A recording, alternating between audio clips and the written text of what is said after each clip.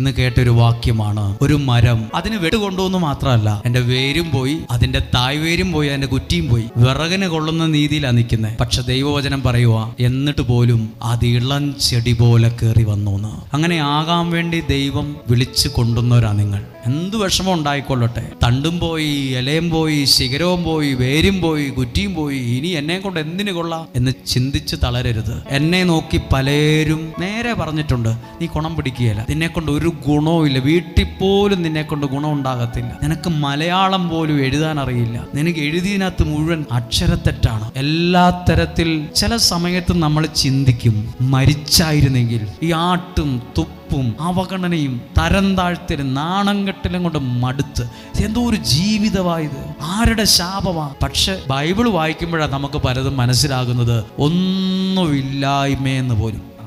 മുമ്പേ പറഞ്ഞ വാക്കല്ല കേട്ടോ. ഇപ്പം നിങ്ങളെ